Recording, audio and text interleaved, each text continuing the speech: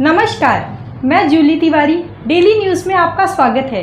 तो चलिए नजर डालते हैं आज के कुछ मुख्य समाचारों पर। देवेंद्र फडणवीस का बड़ा खुलासा, फ्रॉम माघारी बाइट पर सच्चाई लाने का वादा, अफवाहों पर लगेगा लगाम। महाराष्ट्र के उप मुख्यमंत्री देवेंद्र फडणवीस ने हाल ही में फ्रॉम माघारी से जुड़े एक अहम मुद्दे पर खुलकर अपनी बात रखी। यह मामला एक विशेष बाइट को लेकर है, जिसमें यह दावा किया जा रहा है कि कुछ प्रमुख नेताओं ने यह बाइट दी थी, जबकि अन्य ने इससे परहेज किया। फडणवीस ने मीडिया से बातचीत में कहा कि इस मामले को लेकर कई तरह की गलतफहमियां और अफवाहें फैल रही है और सरकार इस पर सख्त कदम उठाने की तैयारी कर रही है। फडणवीस ने साफ किया कि फ्रॉम माघारी बाइट के संबंध में जो भ्रम पैदा हुआ है वह पूरी तरह से जांच के बाद ही स्पष्ट हो सकेगा। उन्होंने कहा कि यह जरूरी है कि सच्चाई जनता के सामने आए और किसी भी प्रकार की गलत जानकारी को रोका जाए। हम लोगों के सामने पारदर्शी रूप से सच्चाई लाना चाहते हैं ताकि किसी को भी गलतफहमी न हो, ऐसा फडणवीस ने कहा।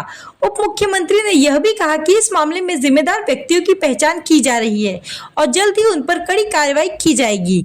उन्होंने चेतावनी दी है कि यदि किसी ने जानबूझकर झूठी खबर फैलाई तो उन पर कानूनी कार्रवाई करने में सरकार पीछे नहीं हटेगी।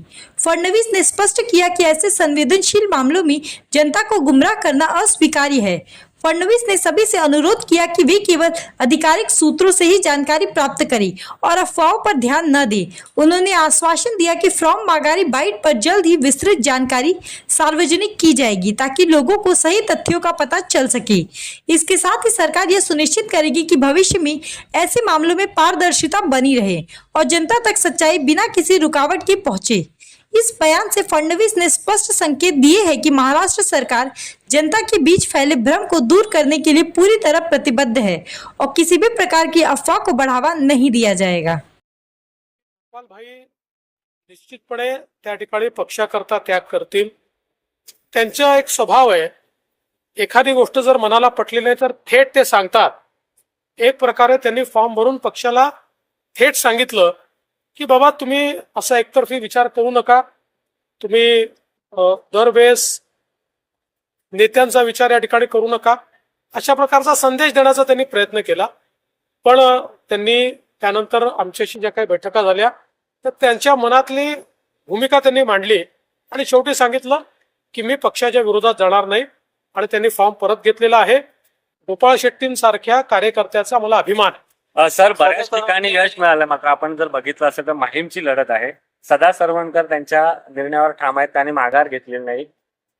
मला असं वाटतं की माननीय मुख्यमंत्री महोदयांनी खूप प्रयत्न केले की अशा प्रकारची लढत त्या ठिकाणी होऊ नये, पण शेवटी त्याचा निर्णय काही होऊ शकलेला नाही आणि आता सदा सरवणकर देखील लढतायत आणि अमित ठाकरे देखील लढतायत। मला असं वाटतं की या संदर्भात आता मुख्यमंत्री महोदय आम्ही सगळे बसून अजून काही करता येण्यासारखं आहे का प्रयत्न करू। सर, प्रश्न असा आहे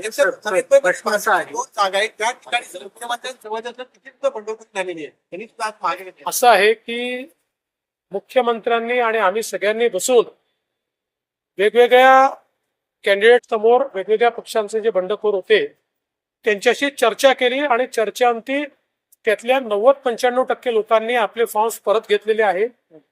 2-3% लोक अजूनही राहिलेले आहेत। त्या संदर्भात आम्ही महायुती म्हणून निर्णय करू आणि कुठल्याही पक्षाचा उमेदवार असला तरी तीनही पक्ष महायुतीच्याच मागे उभे राहतात। सर, अनुषंगाने एक प्रश्न, भाजपनं अमित ठाकरेंना पाठिंबा देऊ केलाय, स्पष्टपणे तुम्ही भूमिका मांडली। दुसऱ्या बाजूला शिवसेनेचे उमेदवार रिंगणात आहेत, महायुतीचे उमेदवार म्हणून नेमका प्रचार। म्हणूनच मी सांगितलं, बघा भारतीय जनता पक्षाची मानसिकता काय हे मी त्या ठिकाणी सांगितलेलं आहे। तथापि आम्ही महायुतीमध्ये काम करतो, त्यामुळे महायुती म्हणून आम्हाला आमची भूमिका घ्यावी लागेल। म्हणूनच या संदर्भात मुख्यमंत्री आमचे नेते आहेत, त्यांना विश्वासात घेऊनच आमची भूमिका ठरेल। असं दुसऱ्या बाजूला अजून एक अपडेट आहे, आज जरांगे पाटलांनी त्यांचा निर्णय जाहीर केलाय, कुठल्याही मतदारसंघामध्ये उमेदवार देणार नाही असं त्यांनी स्पष्ट केलंय। काल खऱ्या अर्थानं काही जागांची यादी आली, मात्र आज तो निर्णय त्यांनी बदललाय। याचा नेमका कसा परिणाम होऊ शकतो? असं आहे की लोकशाहीमध्ये लढायचंही हा स्वतःचा निर्णय असतो आणि नाही लढणे हाही निर्णय घेण्याचा अधिकार आहे। त्यांनी स्वतः पहिले लढण्याचा निर्णय घेतला होता, त्यांनी मुस्लिम नेत्यांशी चर्चा केली, वेगवेगळ्या नेत्यांशी चर्चा केली, त्यांनी जागा घोषित केल्या, तो त्यांचा अधिकार होता। त्यांनी आज घोषित केलं की नाही आम्हाला लढायचंच नाहीये, तोही त्यांचा अधिकार आहे। त्यामुळे याच्या संदर्भात यापेक्षा जास्त मला काही बोलायचं नाहीये। उद्या जर त्यांनी काही राजकीय भूमिका घेतली तर मग त्या संदर्भात माझं मत काय आहे ते मी मांडेन. आज मी एवढंच पुरतच म्हणेन की शेवटी तो त्यांचा लोकशाहीतला अधिकार आहे, त्यांनी वापरला. सर, रश्मी शुक्ला यांची बदली करण्याचा निर्णय केंद्रीय निवडणूक आयोगाच्या वतीने घेण्यात आला. खूप आरोप या संदर्भात असं आहे की केंद्रीय निवडणूक आयोगाने एखादा निर्णय घेतल्यानंतर त्याच्यावर फार काही कमेंट करावं असं मला वाटत नाही. पण माझी अपेक्षा आहे की आता काँग्रेसला, उबाठाला किंवा शरद पवारांच्या पक्षाला हा निर्णय चांगला वाटतोय. त्यांच्यातल्या काहींनी याचं स्वागत देखील केलं.